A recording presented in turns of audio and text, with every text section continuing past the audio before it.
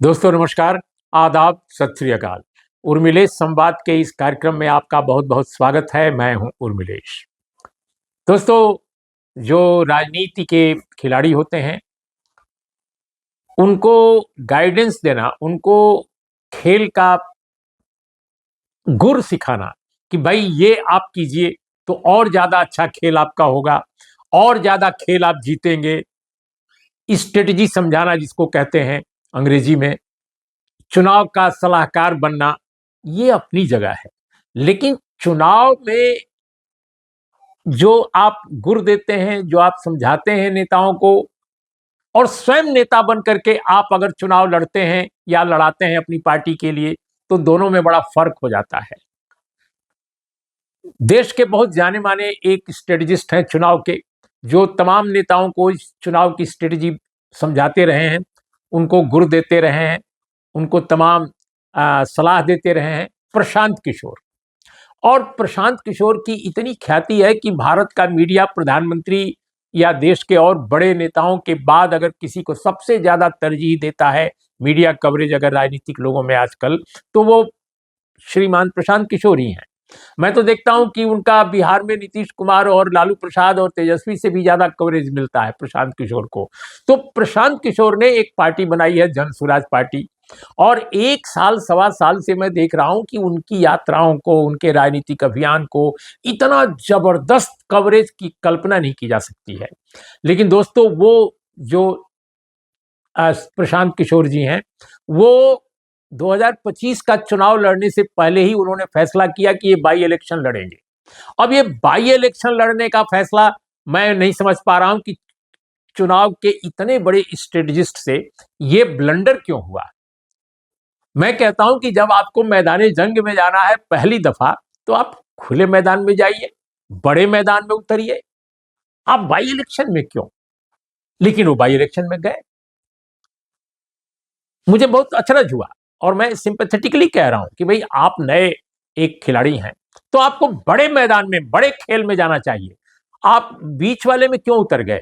तो मुझे बड़ा आश्चर्य हुआ, लेकिन बहरहाल वो उतरे। अब हाल क्या हुआ है कि 4 जगह बिहार में बाई इलेक्शन है, और बाई इलेक्शन जो हो रहा है यानी उपचुनाव जो हो रहा है, कोई जीत गया, एमपी बन गया, कोई कोई और कारण, तो उसकी वजह से ही हो रहा है चुनाव।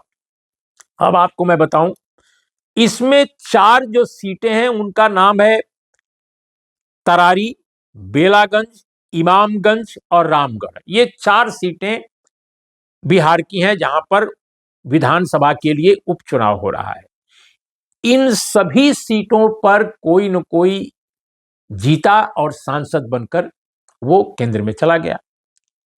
अब वो पार्लियामेंट के मेंबर हैं। अब इन सीटों पर हो रहा है जो चुनाव, उसमें सभी सीटों पर चुनाव लड़ा दिया इन्होंने, अब उम्मीदवार अपना तैनात कर दिया जन स्वराज पार्टी ने प्रशांत किशोर की। लेकिन 4 सीटें जो हैं, इसमें 2 जगह उम्मीदवार जो उन्होंने पुटअप किए थे, उसमें से एक उम्मीदवार का नाम तो इसलिए संभव नहीं हो सका कि वो उम्मीदवारी उसकी बरकरार रहे, क्योंकि वो मतदाता ही नहीं था बिहार का। अब बताइए कि जब आप वोटर ही नहीं है बिहार के, सभी जानते हैं कि असेंबली इलेक्शन में वोटर होना स्टेट का जरूरी होता है, लोकसभा के लिए जरूरी नहीं है। लोकसभा के लिए जरूरी नहीं है, वो कहीं के भी आप वोटर हो, वोटर होना चाहिए और आप लोकसभा का चुनाव लड़ सकते हैं। लेकिन स्टेट में, स्टेट असेंबली में ऐसा नहीं होता। तो एक जनरल साहब हैं, general SK Sinha, lieutenant general थे, सिंह साहब, सॉरी एसके सिंह साहब, वो वाइस चीफ ऑफ आर्मी भी रहे हैं। तो वो जन स्वराज पार्टी में शामिल हुए रिटायर्ड होने के बाद, उनको इन्होंने चुनाव में लड़ा दिया, कहा कि आप लड़ेंगे, और वो तैयार भी हो गए। लेकिन वो जनाब मतदाता ही नहीं बिहार के। अब जब मतदाता ही नहीं आप बिहार के हैं, तो आप कैसे तैयार हो गए? और प्रशांत किशोर जैसे चुनाव के मजे हुए खिलाड़ी जो सबको चुनाव लड़ाते हैं, क्या उनको अंदाज नहीं था कि ये मामला आएगा?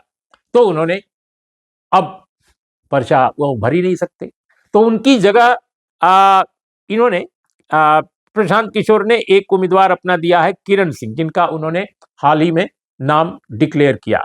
ऑल ऑफ सडन डिक्लेयर करना पड़ा नाम, क्योंकि वो जनरल सिन्हा तो लड़ ही नहीं सकते थे, जनरल सिंह।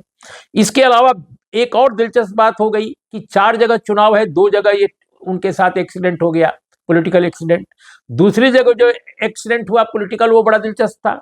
बेलागंज एक क्षेत्र है, आई थिंक ये जहानाबाद गया के बीच में है, तो यहाँ पे उम्मीदवार उन्होंने डिक्लेयर किया था बड़े शान और शौकत के साथ कि भाई सेकुलर और बड़ा डेमोक्रेटिक अपना स्वरूप दिखाते हुए कि एक माइनॉरिटी कम्युनिटी के एक बड़े रिप्यूटेड आदमी को, जो डॉक्टर थे, बुजुर्ग थे, उनको उम्मीदवार बनाया।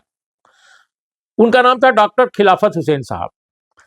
डॉक्टर खिलाफत हुसैन साहब ने जन स्वराज पार्टी की बाकायदे प्रेस कॉन्फ्रेंस में ये डिक्लेयर कर दिया कि वो चुनाव नहीं लड़ेंगे, क्योंकि वो बुजुर्ग हैं, क्योंकि उनका मिजाज नहीं मिलता है सियासत और चुनाव लड़ने से, वो बिल्कुल अनिच्छुक हैं, वो चुनाव नहीं लड़ेंगे। और ये तो ईमानदारी से बात कह दी कि उनका मिजाज नहीं है, तो फिर आपने चुनाव क्यों उनका लड़ाया? आप दूसरी बात, चुनाव के लिए डिक्लेयर जब हो रहा था तो खिलाफत हुसैन साहब को उसी समय कह देना चाहिए था कि भाई आप मेरा नाम डिक्लेयर ना कीजिए, लेकिन चुनाव डिक्लेयर हो चुका था उनका। अब खिलाफत हुसैन साहब ने स्वयं कहा, वो भी बड़ा दिलचस्प है, कि मेरी जगह मोहम्मद अमजद चुनाव लड़ेंगे। तो मोहम्मद अमजद साहब अब मैदान में आ गए हैं। ये अभी आज की बात है। अब आप सोचिए कि इतना एक अनुभवी चुनाव स्ट्रेटेजिस्ट जब नेता बनता है तो क्या समस्या आती है? नेताओं को सलाह देना, जिनके पास स्ट्रक्चर है, पार्टी का काडर है, कार्यकर्ता हैं, नेता हैं, विधायक हैं, सांसद हैं, विधायक और सांसद बनने की इच्छुक बहुत सारी भीड़ है, बहुत सारी पलटन है, उनमें से आपको तय करना है। तो उसमें प्रशांत किशोर जी और उनकी पूरी टीम लग जाएगी कि भाई ये यहाँ से लड़ेंगे तो अच्छा होगा, कि वो लड़ेंगे तो वो अच्छा होगा।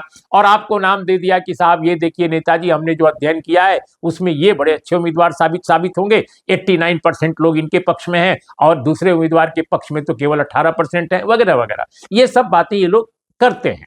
नेता खुश हो जाता है, क्योंकि वो ये नहीं समझ पाता है कि ये सब चीजें जो हैं वो जमीन पर कोई भी कर सकता है, कोई ऐसी बात नहीं है कि ये रॉकेट साइंस है। लेकिन मजे हुए खिलाड़ी उस स्ट्रेटजी बनाने के रहे हैं। तो प्रशांत किशोर जब स्वयं नेता बन गए, स्वयं पार्टी बनाए, तो हाल क्या हुआ? अब उनको ये चुनाव स्ट्रेटजी समझाने वाला कोई नहीं, वो तो स्वयं चुनाव स्ट्रेटजी भी समझा रहे हैं अपने को, और साथ में पार्टी भी चला रहे हैं, साथ में पार्टी के लिए उम्मीदवार भी तय कर रहे हैं, और साथ में वो भीड़ भी बटोर रहे हैं कि भाई जनता उनके पक्ष में आवे।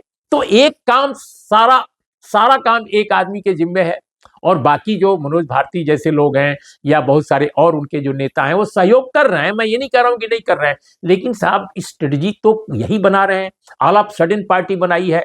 अब जो ये पार्टियां, इनका एक लंबा इतिहास है, इनके पीछे पूरी एक विरासत है, इनकी अपनी एक राजनीतिक यात्रा है। ऐसे ही लोग नहीं नेता बन गए हैं। बहुत लोग डेस्क आई मीन टेबल पर बैठ करके न जाने कितने दिनों तक गप्पे मारे हैं, न जाने कहाँ कहाँ चाय की दुकानों पर, कॉफी हाउसेज में और रेस्टोरेंट में और मैदान में, पार्क में बहुत सारे लोगों से गुत्थम गुत्था हुए हैं। एक एक बहस में बहुत सारी चीजें हुई हैं उनके साथ। लेकिन आपने कुछ रिटायर्ड लोगों को, कुछ सिविल सोसाइटी के लोगों को, कुछ पढ़े लिखे लोगों को आपने जोड़ लिया और आपने समझा कि सब कुछ हो गया। तो बेलागंज और तरारी, इन दोनों चुनाव क्षेत्रों में आपको ऑल ऑफ सडन दो नए उम्मीदवार तलाशने पड़े। ये इंप्रेशन गया कि साहब ये तो शुरुआती गड़बड़ हो रही है, और पता नहीं कैसे उन्होंने ये एसेस नहीं किया बेलागंज वाला मामला खिलाफत हुसैन साहब का। इसके अलावा दोस्तों रामगढ़ और एक और चुनाव क्षेत्र है इमामगंज, 4 जगह कुल मिलाकर ये चुनाव हो रहे हैं। देखिए दिलचस्प बात यह है कि इस चुनाव में मेरे हिसाब से, जो मैंने बहुत सारे लोगों से बात की बिहार में, यकीनन मैं इन चुनाव क्षेत्रों में नहीं गया हूं और बाई इलेक्शंस हो रहे हैं, तो जाहिर है कि जाना हर चुनाव क्षेत्र में बहुत संभव भी नहीं हो पाता है। लेकिन जो मैंने एसेस किया लोगों से बातचीत करने के बाद, तो उसमें जन स्वराज पार्टी जो अपनी शुरुआत कर रही है इन बाई इलेक्शंस के जरिए, उसे कोई बहुत बड़ा एक यूं कहा जाए कि कोई ब्रेक थ्रू नहीं मिलने जा रहा है। ये लड़ाई अभी भी कुल मिलाकर एनडीए बनाम जो इंडिया गठबंधन, यानी जो महागठबंधन बिहार में कहलाता है, उसी के बीच है। अब जैसे तरारी सीट है, तरारी सीट में सीपीआईएमएल के जो प्रत्याशी राजू यादव हैं, और उनके मुकाबले जो उतारा है इन्होंने, बीजेपी ने, वो उम्मीदवार का नाम है विशाल प्रशांत। ये सुनील पांडे वहां विधायक पहले होते थे, बहुत ही विवादास्पद व्यक्ति हैं, बाहुबली हैं। ये उनके पुत्र हैं जिनको कि बीजेपी ने फिर से चुनाव लड़ाया है। यहाँ सुदामा प्रसाद हुआ करते थे एमएलए, वो मेंबर ऑफ पार्लियामेंट हो गए। उन्होंने आरके सिंह जैसे सेंट्रल मिनिस्टर को हरा दिया, जो केंद्र में मंत्री थे। पूर्व आईएएस अधिकारी, और वो मेंबर ऑफ पार्लियामेंट बन गए अब सीपीआई-एमएल के। तो उनकी जगह राजीव यादव चुनाव लड़ रहे हैं, और राजीव यादव भी बहुत प्रमुख कार्यकर्ता हैं पूरे इलाके के। तो ये दिलचस्प चुनाव है। और वहां पे जो जो इनकी उम्मीदवार हैं तरारी में, किरण सिंह, तो ये मुझे लगता है कि लड़ाई में होना उनका अपने आप में बहुत कठिन है। मुख्य लड़ाई तो इन लोगों के बीच है। बेलागंज में वही स्थिति है। विश्वनाथ कुमार हैं, ये सुरेंद्र यादव जो वहां के मेंबर ऑफ पार्लियामेंट चुने गए हैं, तो उनके ये बेटे हैं, उनके बीच में और मनोरमा जी के बीच में लड़ाई है। जो और लोग बीच में हैं, जो अमजद साहब जो अभी चुनाव में उतरे हैं, वो कोशिश कर सकते हैं कि त्रिकोणीय बनाएं, लेकिन ये मुकाबला बिल्कुल आमने सामने का है। इसी तरह से रामगढ़ में अजित सिंह साहब हैं, जगदानंद जो बहुत ही प्रमुख नेता हैं, बिहार के बहुत बड़े दिग्गज, और स्वयं आरजेडी के स्टेट प्रेसिडेंट हैं। उनके छोटे बेटे चुनाव वहां लड़ रहे हैं। उनके बड़े बेटे Sudhakar Singh member of parliament बन गए, तो वो सीट वेकेंट हो गई थी, उसकी जगह वो लड़ रहे हैं। उनके मुकाबले में उतारा है वहां पे संभवतः जेडीयू का उम्मीदवार है। और ये बहुत ही दिलचस्प वहां भी चुनाव है, इसमें कोई दो राय नहीं, कॉन्टेस्ट अच्छा होगा। लेकिन वहां भी ऐसा नहीं है कि जन स्वराज पार्टी को कोई बहुत बड़ा ब्रेक थ्रू मिल जाएगा। हालांकि उन्होंने उम्मीदवार वहां ठीक ठाक दिया है, सुशील कुशवाहा। अगर कास्ट अर्थमेटिक को देखा जाए तो उसके मद्देनजर उनका उम्मीदवार मैंने ठीक ठाक है। लेकिन असली लड़ाई वहां भी एनडीए बनाम आरजेडी के बीच है, यानी महागठबंधन के बीच है। इसी तरह से दोस्तों, इमामगंज में एकमात्र ये सीट है जहां पर एनडीए मजबूत दिखाई दे रहा है, और वहां जीतन राम मांझी ने अपनी पोतोहू को, यानी अपनी पुत्र वधू को ही अपना टिकट दे दिया।